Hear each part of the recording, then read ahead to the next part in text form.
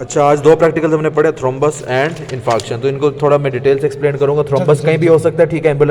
एम्बुलस जो होता है वो इसी से आगे बनता है। थ्रोम्बस एक जगह पे होता है और यहाँ से टूट के आगे एम्बुलस बनता है। और तो थ्रोम्बस से थ्रोम्बिज्म और एम्बुलस से एम्बुलिज्म कहीं भी हो सकता है। कॉमन साइड इसकी कोरोनरी आर्टरी है, ग्रॉस में लाइन ऑफ जेन जैसा ने कहा, तो बहुत इंपॉर्टेंट है। बाकी जो है वो मूरल और सारा वो तो ये देख के यहाँ से हो सकता है, ये इंपॉर्टेंट है। और माइक्रोस्कोपी में भी लाइन ऑफ जेन बताएंगे, जो वाइट वाइट लाइन्स हैं। ये सर ने मेन पॉइंट बताया था, आर्टरियल सप्लाई में प्लेटलेट्स जो होते हैं वो लाइन ऑफ जेन बनाते हैं। अच्छा, वो पॉइंट बाद में।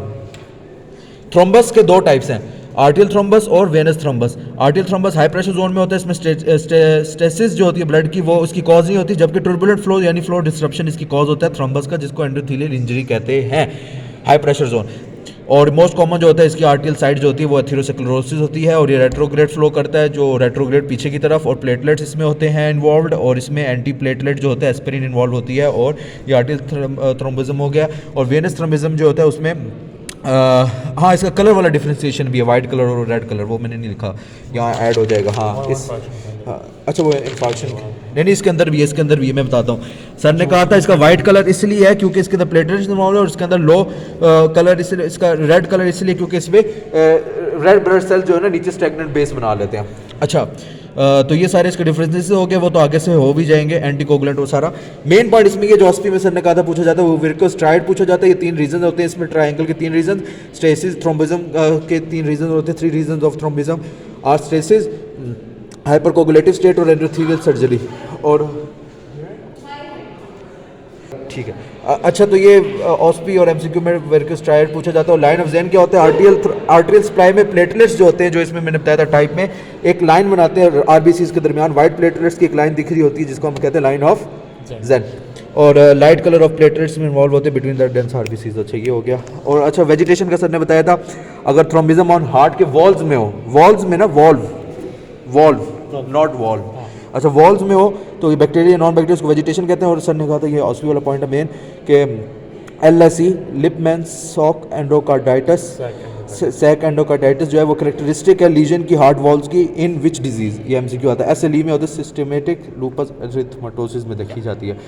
और इसके डिफरेंसेस सर ने बताए थे, पोस्टमार्टम और एंटीमार्टम, यानी बिफोर डेथ और पास, हमें पता कैसे लगेगा डेथ से पहले और ये बना है ये क्लॉट या बाद में, तो ऐसे पता लगेगा कि जो डेथ के बाद पोस्टमार्टम में होगा उसमें लाइन ऑफ जेन नहीं होगी क्योंकि उसमें ब्लड फ्लो नहीं होगा और स्ट्रेसिस और ब्लड उधर हुआ होगा इसलिए, ठीक है। इसके मुकाबले में लाइन ऑफ जेन वहाँ होगी एंटीमार्टम में, और वॉल से फर्मली अटैच होगा एंटीमार्टम में, उसमें वॉल से फ्रीली लूजली अटैच होगा। इसमें लाइन ऑफ जेन होगी, उधर येलो चिकन फैट अपीयरेंस होगी, यानी आरबीसीज नीचे सेटल्ड हो गए होंगे और ऊपर प्लेटलेट सेटल्ड हो गए होंगे। पोस्टमार्टम और एंटीमार्टम के डिफरेंसेस ये इंपॉर्टेंट थे, बाकी तो सारे यहीं से हो गया। और थ्रोम्बिज्म के फेट बताई थी 4 इसके कॉन्सिक्वेंसेज होती हैं, एम्बोलिज्म, रिकैनलाइजेशन, प्रोपेगेशन, डिसोल्यूशन। और आर्टियल थ्रोम्बिज्म क्या कॉज करता है, मायोकार्डियल इन्फाक्शन और स्ट्रोक, ब्रेन स्ट्रोक। चलो वो हो गया। और नेक्रोसिस के टाइप सर ने बताए थे, वो सर ने कहा था याद होना जरूरी, वाई में पूछे जाते हैं। क्या टाइप है, पहली coagulative, every organ except CNS, जिसमें ऑस्बी में पूछा जाता है, ये पॉइंट मेन, और ये आर्किटेक्चर जिसमें प्रिजर्व होता है। दूसरा है लिक्विफेटिंग, जो सीएनएस एब्सेस में होता है सिर्फ। तीसरा फिब्रिनॉइड है, वेसल वॉल्स में प्रेजेंट होता है। 4 गैंग्रेनस है, जो डायबिटीज़ की तरह एक्सट्रीमिटीज़ में प्रेजेंट होता है। 5 केशियस नेक्रोसिस है, जो लाइक टीबी हॉल मार्क भी है इसका।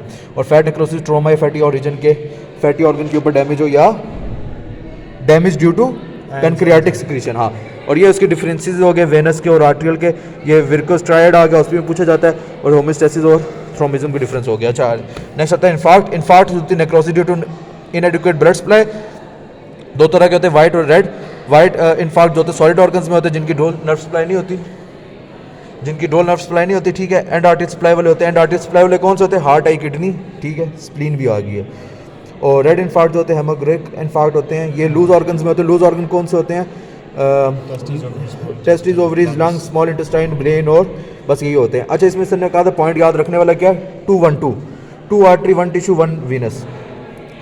1 टिश्यू वाला है कि टिश्यू वाला कौन सा है, लूज टिश्यू है, तो 2 वेनस वाला क्या है, एक ये occlusion of the vein और एक ये tissue previously congested from Stucker's vein। अच्छा, 2 आर्टरी वाला क्या है फिर, ये reperfusion। अच्छा हाँ, क्लियर हो गया। 2 आर्टरी वाला ये कि एक डोनर सप्लाई है, इसकी करेक्टरिस्टिक, और रीपरफ्यूजन है। रीपरफ्यूजन यानी इस्कीमिक एरिया को अगर हम जिस तरह ये हैंड है इसका मैंने इस तरह से ब्लॉक कर दिया और सारा एरिया इस्कीमिक हो गया, तो मैं जैसे अभी ये छोड़ूंगा तो अगर बहुत ज़्यादा नेक्रोसिस हो चुका होगा, मैं जब छोड़ूंगा तो ये एरिया रेड हो जाएगा, लेकिन सिर्फ रेड दिखेगा, हील नहीं करेगा। ये हो गया ना फ़र्क रीपरफ्यूजन में।